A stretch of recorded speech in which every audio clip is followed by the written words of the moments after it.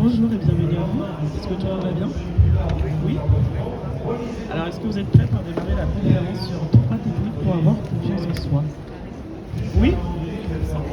Vous avez l'air toute sage et toute timide. Mettez-vous à l'aise. On est là pour passer un bon moment. Alors, du coup, comment ça va se passer cette conférence? Je vais prendre le temps de me présenter. C'est quand même bien de savoir qui est-ce qu'on écoute. Ensuite, si vous le souhaitez, vous pouvez également vous présenter. Si vous le souhaitez, c'est pas une obligation, c'est une proposition. Et ensuite, on abordera les 3 techniques pour retrouver confiance en soi. Et il y aura un petit temps d'échange, questions-réponses à la fin. Est-ce que c'est bon pour vous? Oui? Ok, très bien. Alors du coup, moi je suis Assad Yehoun, je suis fondatrice d'Itado Coaching. Et en fait, je me présente comme révélatrice de potentiel. Pourquoi? Parce que j'ai à cœur d'accompagner mes clients et mes clientes à aller trouver leur potentiel au fond d'eux. Et pour cela, je propose diverses prestations comme le coaching, mais pas seulement. Je propose également de l'hypnose à visée thérapeutique. Et je propose également des soins énergétiques et des guidances. Le but étant d'accompagner chaque personne à trouver son potentiel avec tous les outils qui sont à ma disposition. Bien évidemment, ça se passe dans le cadre de la bienveillance, de la tolérance et du non-jugement. Donc, est-ce que quelqu'un a envie de se présenter ou de partager pourquoi il est venu ici ou... Non, il n'y a pas de souci. Alors sachez que c'est pas un cours. Je suis pas là pour donner des leçons, on est vraiment là pour échanger et tranquillement, c'est pas un cours, il n'y a pas d'examen à la fin. Ok? Alors j'ai une question pour vous. Qu'est-ce que c'est pour vous la confiance en soi? S'assumer. D'accord. Pour les autres, vous avez déjà entendu le mot confiance en soi? Oui. Et qu'est-ce que ça veut dire pour vous? Savoir dire ouais, c'est ça. Savoir dire non, oui. Savoir dire oui ou non quand il le faut. Capacité à faire. Capacité à faire. Mhm. Être dans son pouvoir. Mhm. Ah. Les autres, ils n'ont jamais entendu le mot confiance en soi. Il n'y a pas de problème. Alors, du coup, la confiance en soi, c'est un mot qui est souvent confondu avec 2 autres mots. On a la confiance en soi, on a l'affirmation de soi et on a l'estime de soi. Pour moi, ce sont trois mots qui sont importants. Alors, la confiance en soi, c'est croire en soi et se sentir capable de faire les choses. L'affirmation de soi, c'est pouvoir se positionner, savoir dire non, sans pour autant maltraiter les autres. C'est-à-dire que je peux poser mon point de vue et me faire respecter. L'estime de soi, c'est la valeur qu'on s'accorde. Est-ce que j'estime que j'ai le droit au bonheur? Est-ce que j'estime que je suis une bonne personne? Est-ce que j'estime que j'ai le droit d'être heureuse, contente? Tout ça, ça fait partie de l'estime de soi. Ce qu'il faut savoir, c'est qu'à la naissance, on est tous avec un réservoir d'estime de soi, de confiance en soi et d'affirmation de soi. Je pense que ceux qui ont des enfants, vous voyez très tôt, ceux qui savent s'affirmer, qui disent non. Ça fait partie de l'affirmation de soi. Et en fait, ce qu'il faut savoir, c'est que pendant notre enfance, on a la confiance en soi, l'estime de soi et l'affirmation de soi qui se construit. Nous ne sommes pas tous égaux, mais tout ça, ça s'apprend tout au long de notre vie. Donc il y en a qui vont naître avec une confiance en soi top, peut-être avec une estime de soi, une affirmation de soi à revoir, et inversement. Mais vous inquiétez pas, tout problème a une solution. Parce que tout s'apprend à condition d'être attentif aux apprentissages. Alors moi j'ai une question à vous poser avant de vous donner la première technique pour avoir confiance en soi. C'est, imaginons, je vous offre une voiture avec la clé. Qu'est-ce que vous allez faire avec? Il n'y a pas de mauvaise réponse. Vous partez en bord de mer. D'accord. Vous la vendez. Je vais faire un tour. Vous allez faire un tour. Faire un tour aussi. Vous la vendez, d'accord. Et les autres, qu'est-ce que vous en faites? C'est intéressant. La mer avec ma voisine. Moi, je l'offre. Vous l'offrez? Là. D'accord, ok. Moi, je me demande pourquoi vous me donnez une voiture. Vous me demandez pourquoi je vous donne une voiture?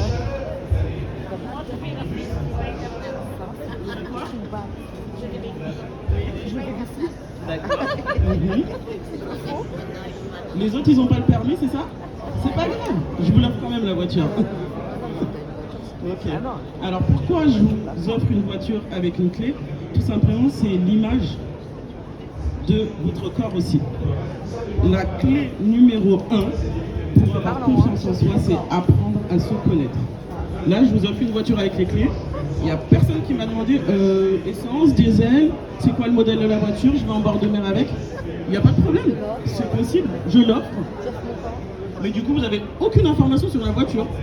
Il n'y a rien qui vous surprend. La couleur.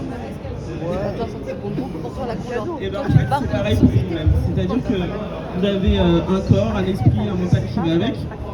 Si vous ne savez pas, si vous ne vous connaissez pas, ça va être difficile d'utiliser tout ça avec votre plein potentiel. Comme la voiture, c'est-à-dire que si vous ne savez pas quel type d'essence va dedans, si vous ne savez pas de quelle couleur elle est ni à quoi elle ressemble, déjà vous n'allez même pas la reconnaître pour commencer. Je vous donne les clés. Peut-être que c'est une ancienne voiture qui nécessite un entretien de dame. Peut-être que c'est une voiture très très récente qui va juste faire tit quand vous allez passer à côté. Mais si vous ne la connaissez pas, ça va être très très difficile de pouvoir l'utiliser ou d'en faire quoi que ce soit. Ben, c'est pareil pour vous. C'est-à-dire que la clé numéro 1 pour avoir confiance en soi, c'est d'abord apprendre à se connaître. Apprendre à se connaître, qu'est-ce que c'est? Ça ne veut pas dire oui, j'aime les fraises, j'aime pas le chocolat. C'est vraiment aller à l'intérieur de vous avec une introspection qui se fait de différentes manières, mais c'est surtout se dire, ok, aujourd'hui j'ai telle mission à faire, est-ce que je suis capable de le faire?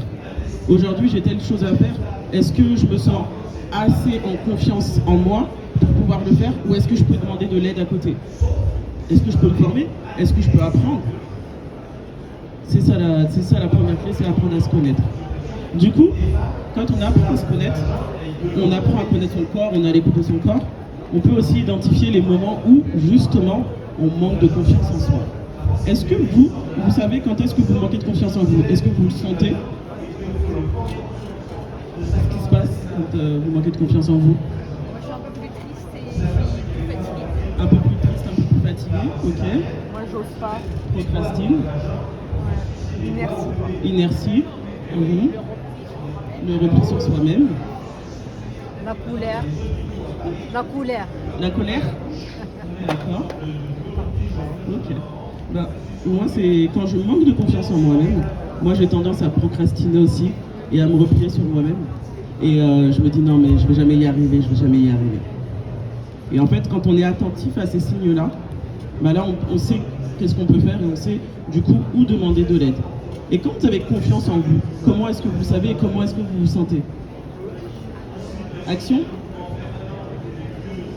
Action, ok. Ah, pas peur, quoi. On n'a pas peur, on y va, on fonce. On sourit. Très bien. On sourit, oui. Ouais. On sourit, on se tient droit, on est à l'aise, c'est fluide. Et là, tout de suite, je vois des sourires qui se dessinent sur les visages. Hein. Ok. Alors, du coup, la clé numéro 1, c'est apprendre à se connaître, et c'est super important. Donc, on va passer à la clé numéro 2. Alors, si je vous dis tour de contrôle, à quoi ça vous fait penser? À la tête? À un avion, oui. 360, un peu. Oui, plus à 360, ouais.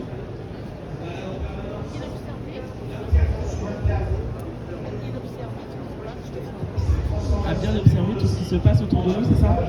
Ok. Non, mais moi, Recul. Mhm. Très bien, merci. Alors, pourquoi je vous parle de tour de contrôle? Parce qu'il faut savoir que votre plus grand pouvoir se trouve là-dedans. Votre cerveau, il a été conçu de manière à vous maintenir en vie. Et pour ça, il utilise plein de manières différentes de le faire. Mais, comme c'est le nôtre, on peut aussi l'utiliser pour servir nos intérêts. Et du coup, je pense que je vais vous parler de quelque chose qui peut-être ne vous est pas inconnu, l'art de pensée positive. Ça vous parle? Ah oui? Oui. Alors, l'art de pensée positive, ce n'est pas se dire tout est beau, tout est rose. Attention, c'est pas ça. On n'est pas des papillons, on n'est pas là pour butiner des fleurs, on est d'accord? Alors l'art de penser positif, qu'est-ce que c'est? En fait, derrière, il y a tout un fonctionnement. C'est-à-dire que si dans ma tête, la manière de voir les choses, la manière de conceptualiser les choses sont positives et que je vois les choses avec un large spectre, les émotions que je vais ressentir seront positives également. Si les émotions que je ressens sont positives, les actions que je vais mener le seront aussi. Et bien évidemment, le résultat sera positif. Mais si on part du principe que là-dedans, c'est le cafouillage, que ça va pas, qu'on est là à regarder ses chaussures en se disant non mais ça va pas le faire, les émotions qu'on va ressentir seront aussi pareilles, c'est-à-dire que ça sera négatif aussi. Les actions qu'on va mener le seront aussi et les résultats aussi. Alors un petit exemple. Quand j'étais jeune, c'était une période où j'avais des entretiens de recrutement. Et dans ma tête, je me disais, faut pas que j'arrive en retard, faut pas que j'arrive en retard, faut pas que j'arrive en retard. Mais en fait, mon cerveau il était focus sur le mot retard. À cette époque-là, il n'y avait pas Waze, il n'y avait pas Google Maps. Hein. C'était le plan là que j'imprimais et je faisais en sorte d'arriver à l'heure. Il faut le dire qu'il y avait une époque où il n'y avait pas tout ça. Et du coup, dans ma tête, alors en plus, je prenais le RERD. Vous connaissez le RERD? Voilà, ça m'aidait pas. Et en fait, je partais de chez moi déjà stressé parce que dans ma tête, je me disais, je vais arriver en retard, faut pas que j'arrive en retard. Bah, qu'est-ce qui se passe? C'est que à l'intérieur, j'étais stressé. Et la moitié du temps, je partais en courant et j'oubliais la moitié de mes affaires. Parce que quand je suis stressé et que je suis en retard, j'oublie la moitié de mes affaires. Donc j'arrivais dans le RER avec un état pas possible en me disant, j'espère qu'il sera là le RER. Et quand j'arrivais à l'entretien, j'étais... Et sérieusement, quand on arrive comme ça dans un entretien, est-ce qu'on a envie de recruter les personnes? Non. Vous avez vu tout le cheminement qu'il y a eu derrière? Et en fait, si on veut juste changer de version et voir les choses avec un aspect plus positif, bah dans ma tête, au lieu de me dire je veux pas arriver en retard, je vais plutôt me dire ok, comment est-ce que je veux que les choses se passent? Vraiment, c'est une question importante. Comment voulez-vous que les choses se passent?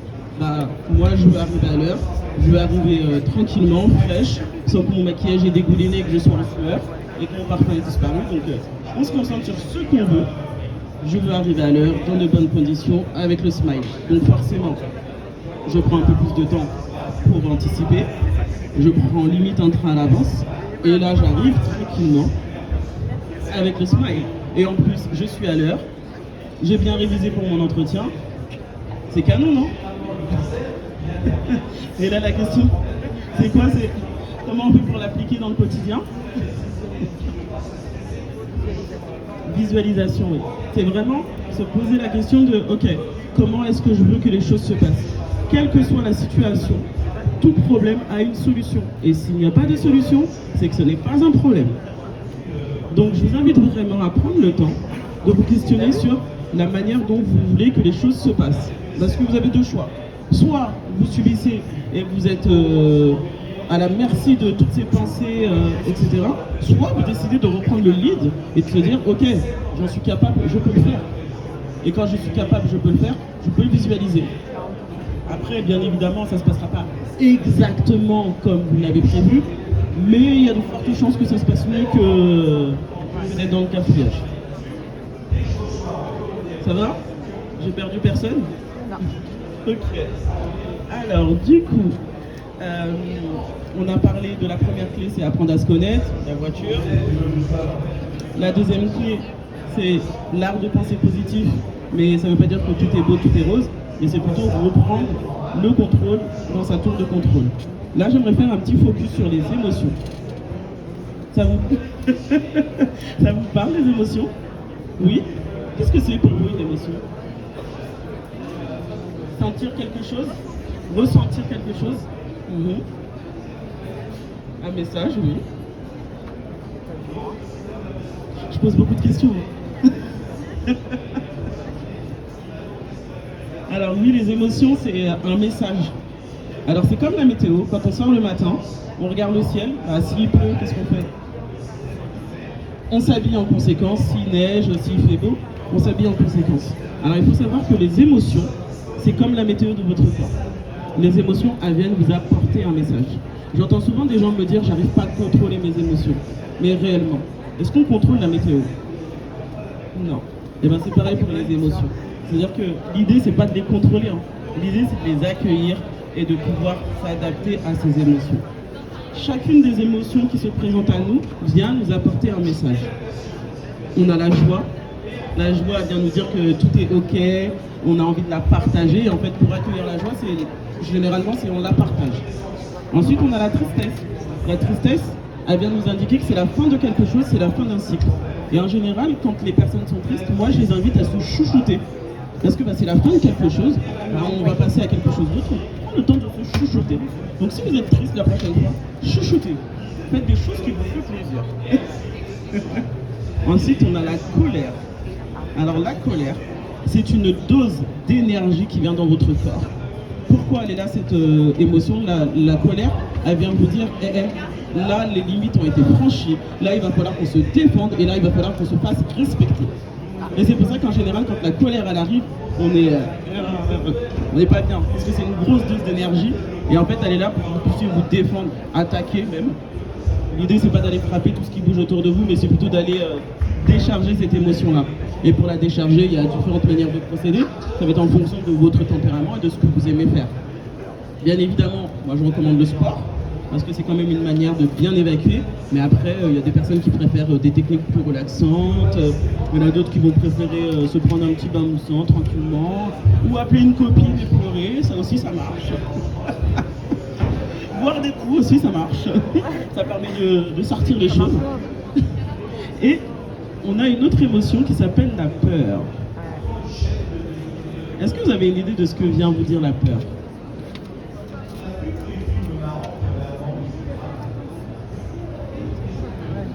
Pour nous montrer qu'on a des doutes, et ça nous dit de faire attention. Ouais. La peur, c'est notre système d'alarme intérieur. La peur, elle vient vous dire attention. Là, on n'a peut-être pas le contrôle sur tout, on va être vigilant. En fait, la peur, c'est une émotion qui est héritée de très longtemps, où elle se manifeste en cas de danger imminent. Je pense que vous avez déjà vu l'image où la maman l'accompagne son enfant à l'école, et là il y a une voiture qui arrive et elle tire l'enfant et elle lui crie dessus. Bah oui, parce qu'elle a eu super peur, et son premier réflexe ça a été quoi? C'était d'attraper l'enfant. Ça peut paraître violent quand on ne sait pas ce qui se passe dedans, mais en fait son réflexe a été de protéger son enfant et de le tirer. En soi, ça peut paraître violent, mais quand on regarde derrière la signification, c'est protéger ce petit être que j'ai mis au monde. Et quand on voit aussi dans le règne animal, quand on s'approche d'une maman poule, elle se laisse pas faire. Hein. Bah oui, parce qu'elle sait qu'elle est pas en contrôle et qu'elle veut protéger ses petits. La peur, elle peut se manifester sous différentes formes selon votre tempérament, selon votre manière d'être. Mais en fait, ce qui est important, c'est à vous de pouvoir déceler comment elle vient se manifester chez vous. La peur, elle vient vous indiquer que vous sortez de votre zone de confort, qu'il y a peut-être un danger. Mais ça ne veut pas dire que vous allez mourir. Ça veut dire qu'on peut prendre le temps de rationaliser sa peur et de regarder ce qui se cache derrière.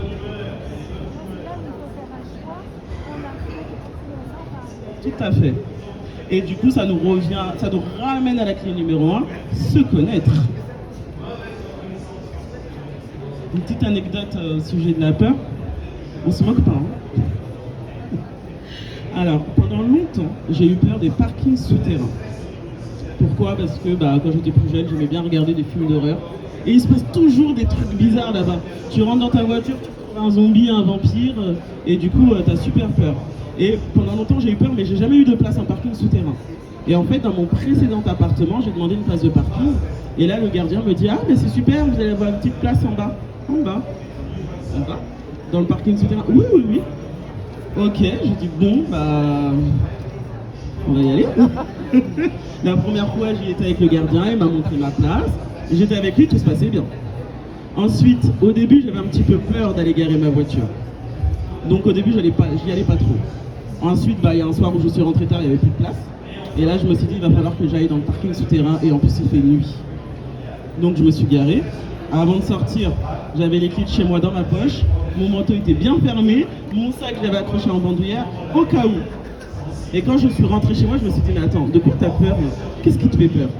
En fait, qu'est-ce qui me fait peur, c'est de rencontrer un zombie, un vampire, ou je sais quel monstre, mais clairement, la probabilité pour que je rencontre un vampire ou un zombie dans mon parking, je pense qu'elle est quand même assez faible. On est d'accord? Et là, je me suis dit, on va se détendre, on va se calmer. Ok, je vais retourner dans le parking et je vais regarder où est-ce que j'ai peur dans le parking. Et en fait, je me suis aperçu qu'en retournant dans le parking, c'était une longue ligne. Et les lumières, elles ne s'éteignent pas.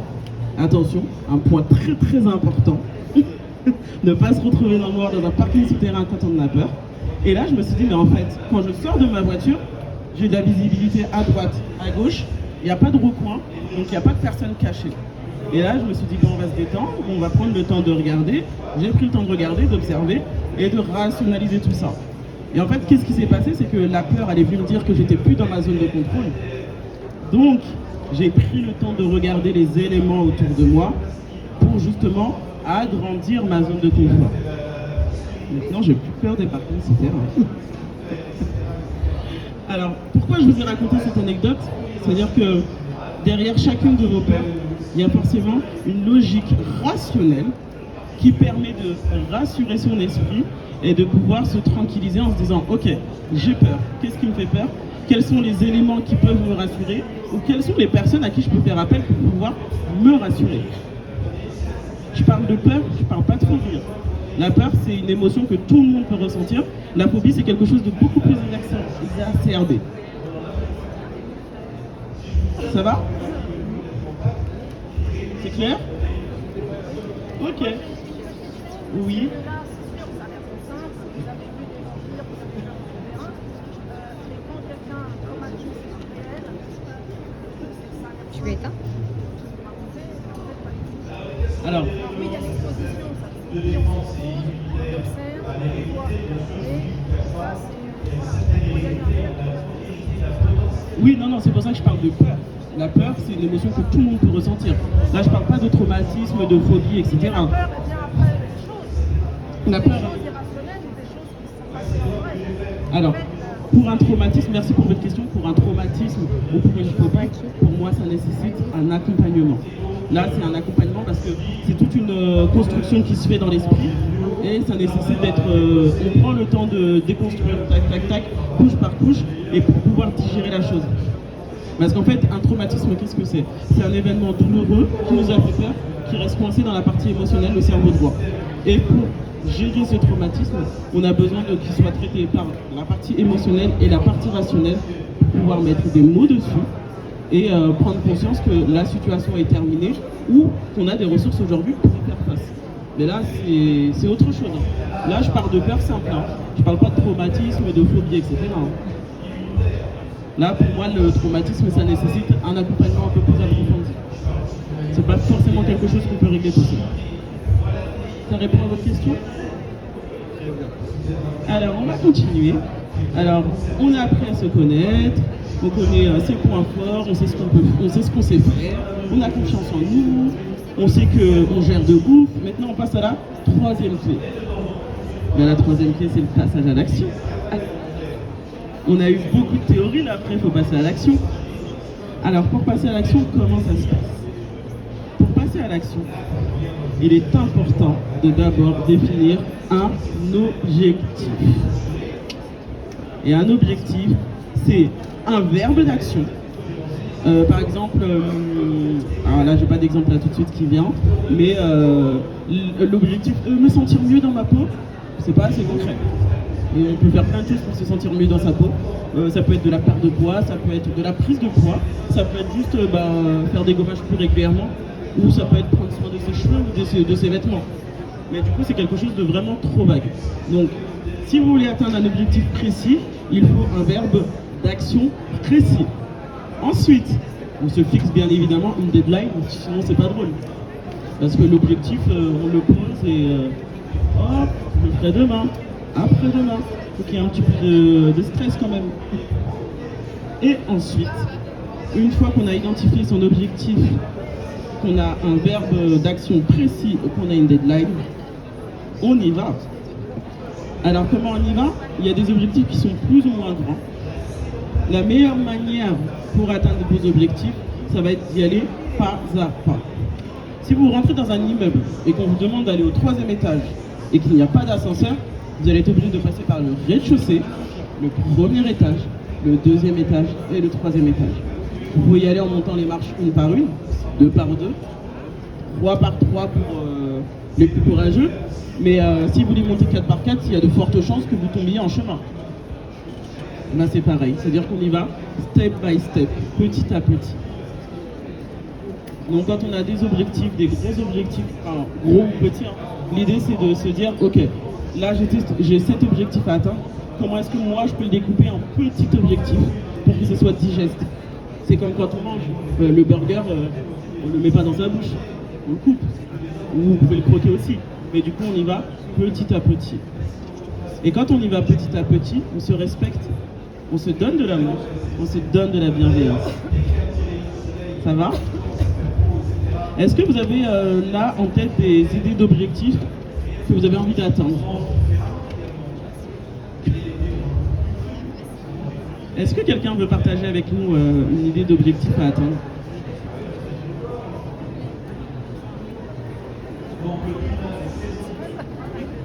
Oui.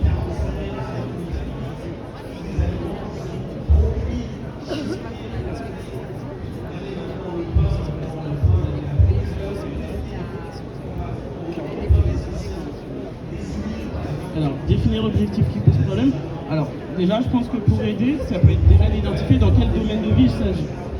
Est-ce que c'est la sphère professionnelle? Est-ce que c'est la sphère privée? Est-ce que c'est du domaine des loisirs, de la santé, des finances? Déjà, c'est pouvoir identifier dans quelle boîte ça va. Ensuite, une fois qu'on a choisi la boîte, c'est se dire, ok, comment est-ce que je voudrais que les choses se passent? Et qu'est-ce qui me rendrait super heureuse? Ou là où je me dirais, c'est bon, ok, c'est top. Ça permet d'y voir plus clair sur l'objectif qu'on a atteint.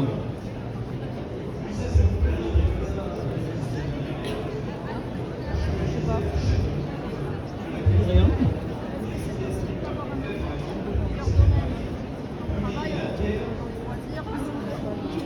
Non, on peut avoir des objectifs dans différents domaines. Je ne sais pas si vous connaissez l'exercice du vision board. C'est un exercice où on identifie différents domaines de vie et pour chaque domaine de vie, on définit un objectif. Donc il y a le loisir, le sport, les finances, la vie professionnelle. Et en fait, pour chaque domaine, on va identifier un objectif. Et en général, on le fait en début d'année, ou enfin, vous le faites au moment où vous voulez. Et en fait, vous définissez un objectif. Après, c'est sûr qu'il ne faut pas définir 4-5 objectifs par domaine parce que sinon là, vous n'allez plus vous en sortir. Mais l'idée, c'est de pouvoir définir un objectif pour chaque domaine et de pouvoir le mettre à un endroit où il est visible. C'est-à-dire que vous pouvez le regarder régulièrement. Ah oui, parce que quand on a des objectifs, c'est bien beau, hein, mais il faut les relire aussi régulièrement pour rester dans la dynamique et garder la motivation. Très bien.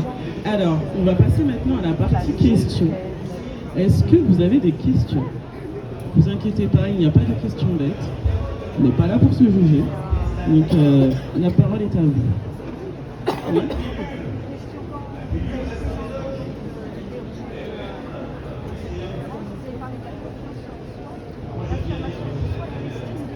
Oui.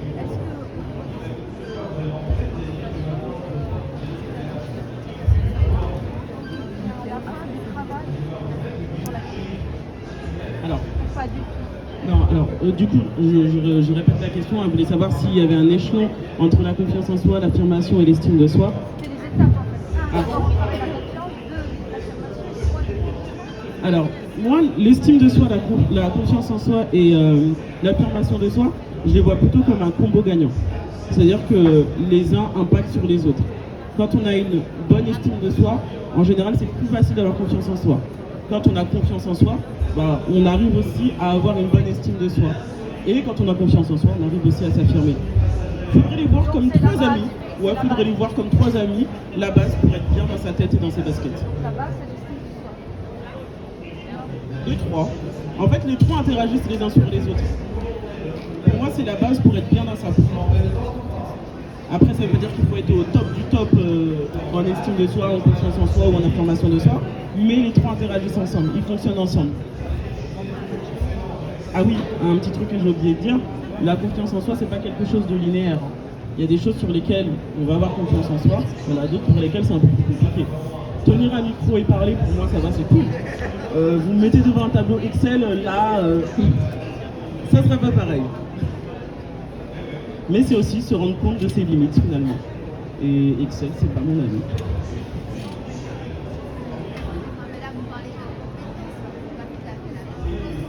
Oui, c'est... Alors, la confiance, c'est croire en soi et c'est croire en ses capacités.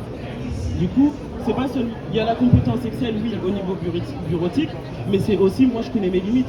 C'est-à-dire que le fonctionnement d'Excel et tout ça, c'est pas trop quelque chose qui m'attire. Et je sais que c'est quelque chose qui va me demander du temps et de l'énergie, et qui va plus m'énerver qu'autre chose.